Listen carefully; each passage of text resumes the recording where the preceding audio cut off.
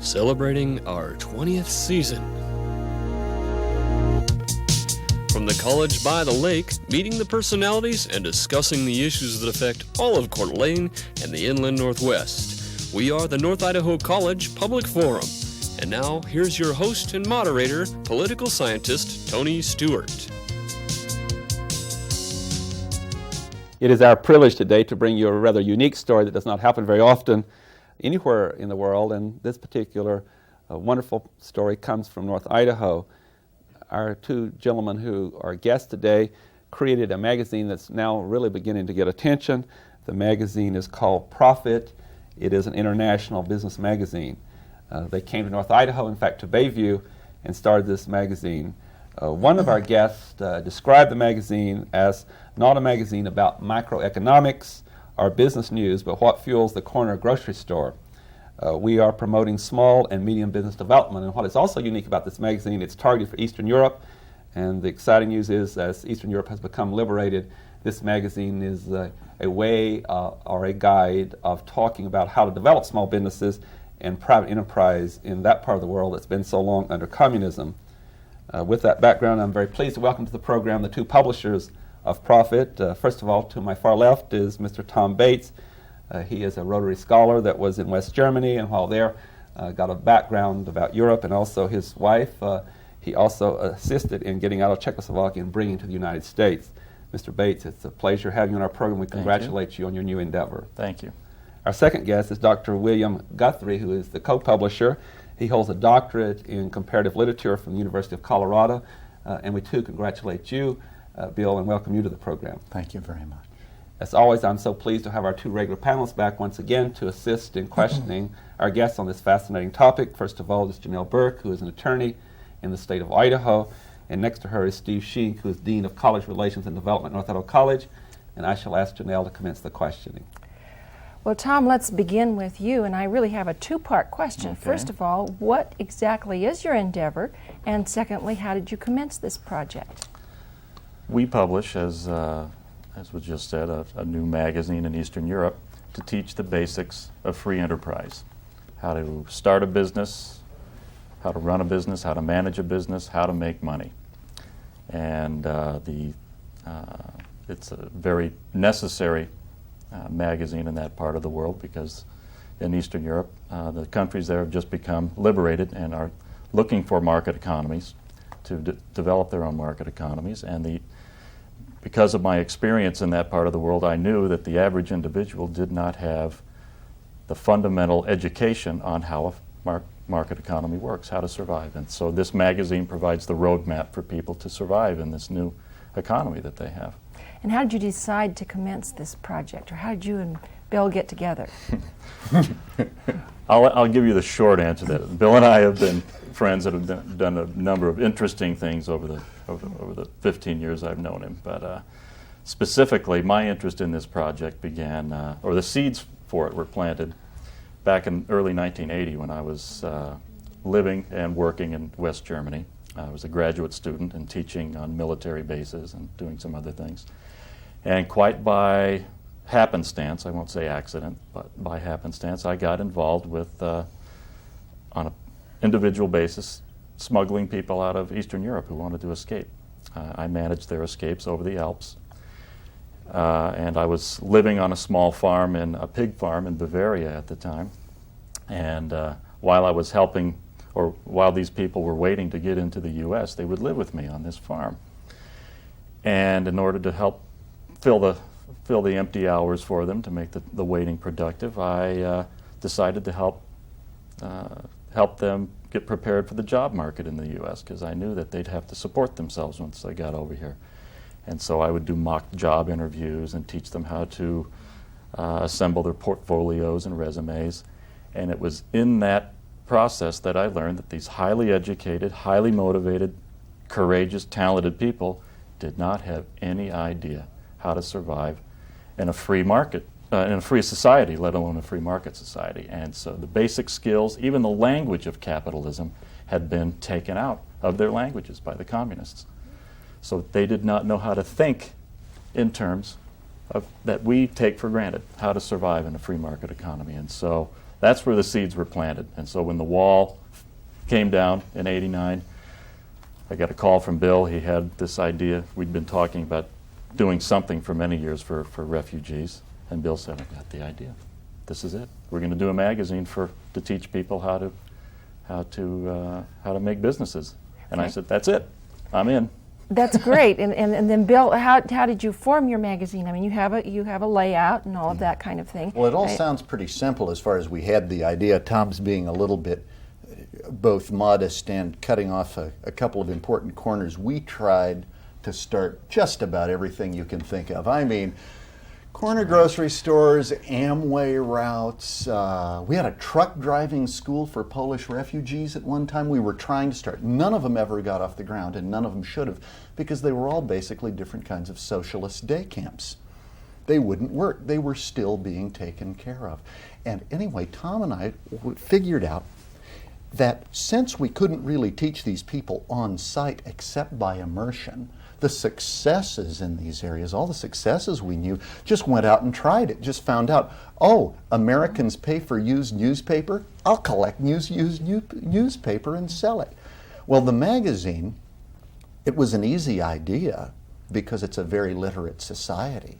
You know, they've got some of the former communist republics there along the Iron Curtain have some of the highest literacy rates there are. It's not like you have to teach these people to read and write or teach them physics or chemistry or mathematics or anything like that. They just don't have the basic idea. So we got a magazine. We said, okay, well, we're going to teach them how to do business. How do you do that? Well, we tell them. Well, that's not a very good idea because they won't believe us. We're part of the menace. I just thumped my microphone, didn't I? We're part of the menace.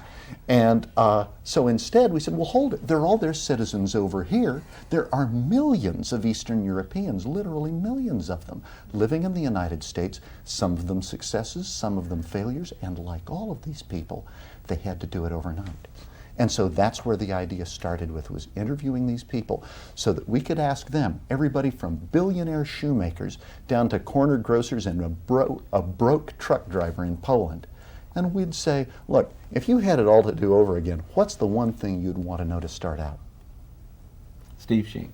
Tom, then what I'm hearing is that this magazine, the format basically is to profile Eastern Europeans, either living in the United States or abroad, Precisely. who've been both successes and failures in business. That's right. Okay, and, Bill. And it's a good point to bring out the failures.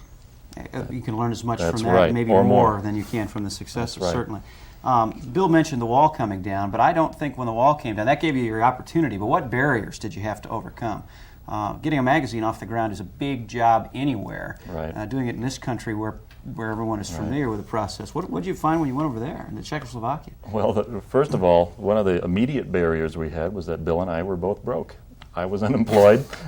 Bill was employed, but we were just getting by. And as you know, starting a publishing company, or any sort of publishing company in this in the West, you have a huge print bill every month for a magazine, and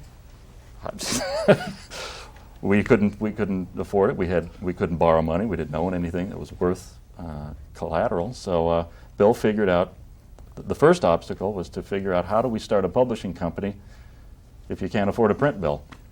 So Bill came up with the ingenious idea of letting the Eastern Europeans print the magazine. Because he and I were both writers, professional writers, we knew that we could write or do the interviews. We both had publishing experience. We knew how to assemble a magazine. So basically we could do it for free. We assemble the magazine on computer and produce printing film of every issue of the magazine. We then ship film instead of magazines to printer distributors in the target countries. They print the magazine, sell it, and keep every nickel of the profits, or every kopeck, or whatever it's sold in. Tugrik in Mongolia. That's right. Yeah. And Of the so newsstand price. That's Which leaves right. you with advertising sales and subscription sales, I assume, to Right. make some money in your venture. Correct. And it also overcame the next obstacle, which many Western companies still have not figured out how to overcome in doing business in that part of the world: currency conversion. They want to sell their products over there, but once you sell your products in rubles, you can't reconvert that money.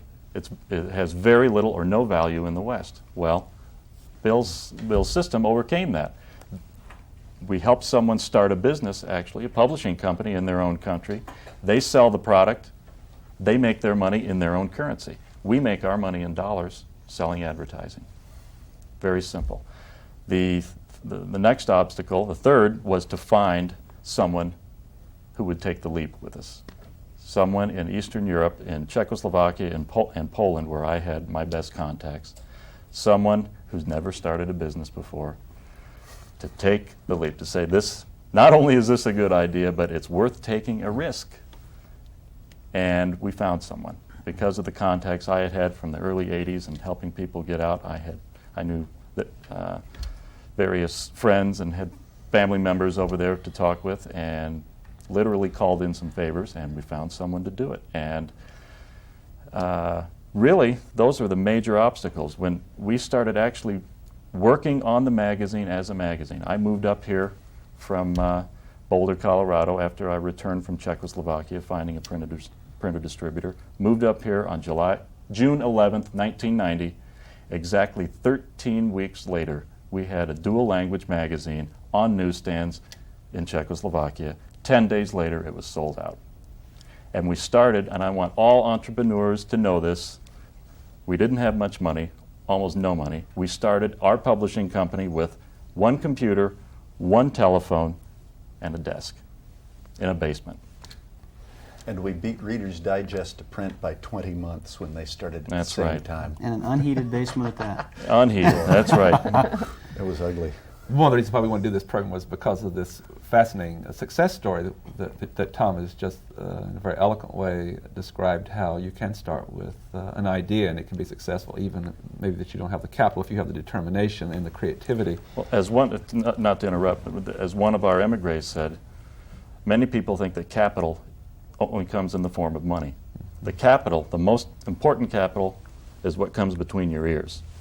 That gray matter between your ears. And when you get to the actual financing, you can find someone if that creative idea That's right. really If you're is. willing to struggle with the idea and to stick with it, it'll work. I'm going to ask Bill to describe, I'm going to show the audience a couple of your magazines that you have here. And would you just kind of describe the format? And Oh, of course, you bet. Profit Magazine is laid out on the left-hand side in English, the right-hand side in the target market language. And the target market languages in which we've already worked, we're already doing typesetting, producing films, are Czech, Romanian, Russian, Polish, and Hungarian, and we've done some work in Ukrainian and in the Baltic languages too. And the first part of the magazine is made up of columns. The columns service regular departments. The most popular of the columns at this point is what we call Businessese, and that is literally the introduction of capitalist vocabulary. Not capitalist as a political system, of course, but capitalist as an economic system. We have no political axe to grind here. But we found that it was vital to the project from the beginning because we would say things like checking account, credit card, and worst of all, there are no good words for risk of any kind in Eastern European languages. They all fall into the categories either of challenging someone to a mortal duel or suicidally leaping off a cliff. There's nothing that falls in that middle ground of challenge into which most of those words fall in English. Mm-hmm. And the rest of the magazine is made up of profiles of the individual Eastern European businessmen or leaders. Some of them, like I said before, are dead broke and proud of it, proud that they've tried at least. Some of them are billionaires. Tomas Batya, for instance, who's in the third issue of the magazine, his interview, is one of the richest men in the world, and he's a Czech emigre. And but one of the best ones, one of the most triste characters that we've got in it is a Bulgarian out-of-work actress in Southern California who said, "I discovered when I came to the United States that none of my credits in life were convertible." That's an interesting story. Something else is a real great break for you, although it certainly was deserved, and we're going to have that on the screen in just a moment. Forbes magazine has a very prominent status in our society, and they recognized your work, and they did a 2-page layout, which is a rather large amount of space for any issue in For Forbes two guys magazine. sitting in a basement, go ahead and Right. spit it out. That's, We have it on, insult us. That's fine. we have it on the screen now. Would you talk a little bit about this story of Forbes? Well, we got the lead into this through another great local resource, and we couldn't have done this magazine without the local talent resources. We've had a woman named Indre Semagas, who was a vice president for the venture capital unit for Bank of America, among other things. And she was working with us, and at the same time talking to her mentor from Booz Allen Management Consultants, who's the now famous Joe Garber, the financial industry novelist. She kept calling Garber and saying, I found this brilliant project, this unbelievable thing happening up in the woods here, when everybody was laughing at me that I was going to come to northern Idaho and find international projects to work on. Well, I found it. And Garber was so fascinated with what we were doing, he called a friend who's an editor at Forbes and said, you won't believe what I heard is going on in North Idaho. And they called and asked for 5 column inches for their new business department, and 6 hours of interviews, telephone interviews later, they said, well, looks like we have to do a story. Where do we send the photographer? And there we are. We got so many phone calls off of this that if we'd put in a 900 number, we wouldn't need investors. Right. Well, that's a really interesting story. Janelle Berg. I have a series of kind of short questions to ask you about your magazine. Let's start with Bill. Who does the other languages? How do you know you're writing correct grammar, that sort of thing? That is very difficult, a very difficult matter. But fortunately, Tom and I had such good connections with the emigre community and with the academic world, because that's where we both came from, that we started with Czech language in particular. We started working this round of translators. Tom's wife is not only Czech by birth and language, she also has literary interests, and she went through and found which one of them worked. And we use a similar pass-around system in the other languages to get kind of a vote from the educated people in the subject as which are the best translators, the ones we can use. And there's a lot of back and forth. We don't just send this copy out. They call back and then tell us, we're sorry, that idea doesn't exist in our language. What else do you want to say? Okay, so you do have translators who are working with you on a regular Yes. basis. And who does the interviews then, Tom? Bill and I do. I've ended up doing a lot of them. Bill was working on the typesetting, and also I think Bill did some very good articles, but it's more comfortable for me sometimes to do the interviews because of my experience in Eastern Europe. I know the questions to ask. And do you go there personally and interview them and take pictures? Telephone interviews. Telephone interviews. And then do you get pictures from them to use? Yes. And they send those to That's you right. and incorporate them. When we first put out the magazine, we were first working on it the summer of 1990, we were trying to pay these people something. We said, here's $100 or whatever, and they said, we don't want anything. We want to help. And if you need pictures, I'll send my son out and take some pictures of us. And that's the cover of the first issue of the magazine right there. He's a Czech-born car salesman, and his wife took the picture. And they did a beautiful job, and there's the cover of the first magazine for free. He owns a And car it looks very professional. Oh. Like it sounds like professional photography. Very well laid out. And that's, again, for entrepreneurs out there, you don't have to be an expert. If you care about something, it's going to work. Okay, you just, but that has to be there. Okay, Bill, is this a magazine that laborers as well as entrepreneurs would read, or is it for people who are mainly interested in making profit? Oh, this I'm is thinking very now, very low-end education for the most part. Even though we have some highly technically qualified people, most of them are performing the work of either encouraging or pacifying the fears of our readers. But most of the businesses that our interviewees talk about are things like buying a truck and turning it into an independent trucking company with one truck. How to start a grocery store, how to start a beauty shop in the front of your own apartment. Mm-hmm. How to make money tomorrow. Not theory, but now. Okay, and how did you market your magazine? This is kind of up for grabs, so let's start with Tom, and then we'll have Bill tell us how many are left. I mean, how they go, like hotcakes. Well, I understand. both issues were sellouts, and the marketing on the other side of the ocean, Bill and I found someone who was in film production in California who did 3 television ads for us. We designed the ads. We just described over the phone what we wanted, and he came up with these ads. And about 3 days before our partner in Czechoslovakia needed to put them on the air in Czechoslovakia, we shipped them over there. And because the Czech partner was dealing in his own country, it wasn't Westerners coming in trying to buy ad time who paid. If you're a Westerner going in to buy ad time, you pay Western prices.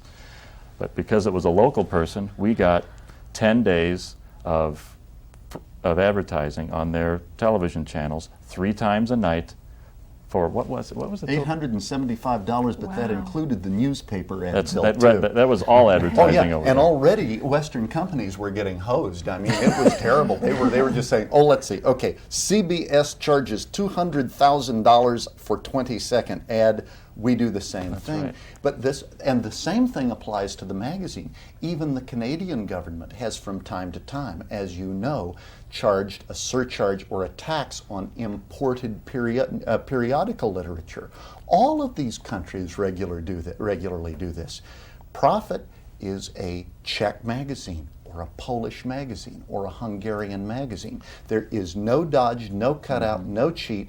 Our foreign partner actually owns these magazines as physical objects and reaps the benefit of them. And one of the what turned out to be a public relations boon for us in Czechoslovakia was the fact that a local person is doing the magazine. They don't feel like they're being invaded by a Western multinational and taking them over, though many people there think they want that. They liked the idea that a local guy was not only putting out this magazine, but he was reaping the profits from it. And we were helping him, we were giving him advice, but it was his show. The promotion on this side of the ocean was done, over the phone, mailings.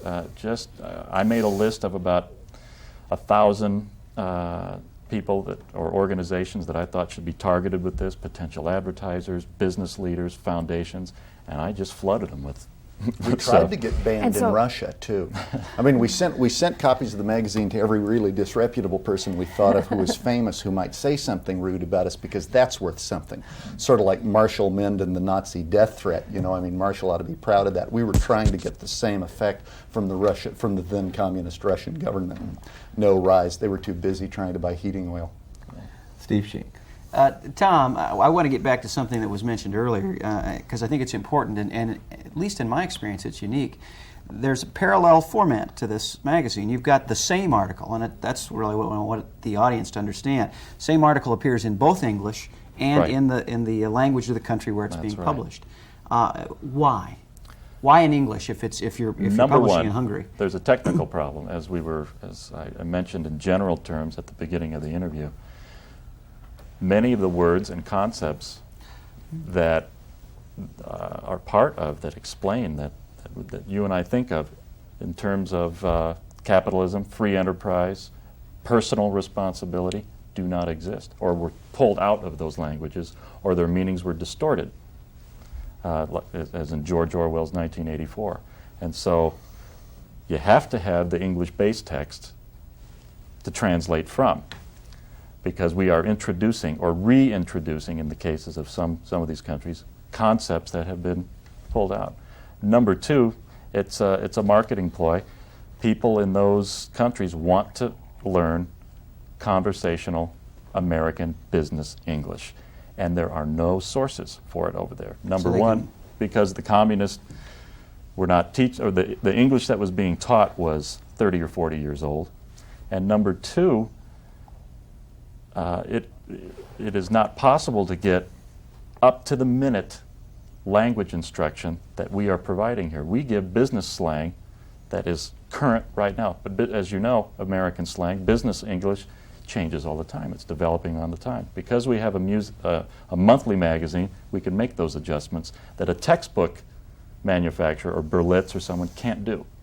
And so they like this because it's vital. It's something that's happening right now, and it's exciting, and they can turn to it. They can sit on the bus and teach themselves English. Bill, a quick question for you. The Forbes article has produced a host of calls, people who want to get involved in your business. Is part of that, you think, the fact that you've got a whole new market opening up in Eastern Europe at a time when the magazine market in the United States is glutted and actually retracting quite a bit? Yes, that's an important part because as everyone, from the Democratic presidential hopefuls all the way through the Republican White House to everybody in America, and especially the magazine industry, they're saying that, domestic markets are basically sated, satisfied, full. And if we don't move out and if we don't connect people with these new markets, how else are you going to move more goods? And there is cavernous demand in Eastern Europe. They don't know how to pay for it yet. We don't know how to let them pay for it yet. But the profit methodology is one way they can. You mentioned that in relation to advertising, and that really triggered a thought in my mind, and that is, since you are both responsible for the advertising, is that happening with just American companies, or you also have advertising from Eastern Europe? Where are your advertisers from? Tom was in charge of calling Koreans at 3 o'clock in the morning, so he'll answer that question. Our targets for advertising were companies from capitalist countries, so not just American, but Western European. We've got a South Korean company that bought the back page.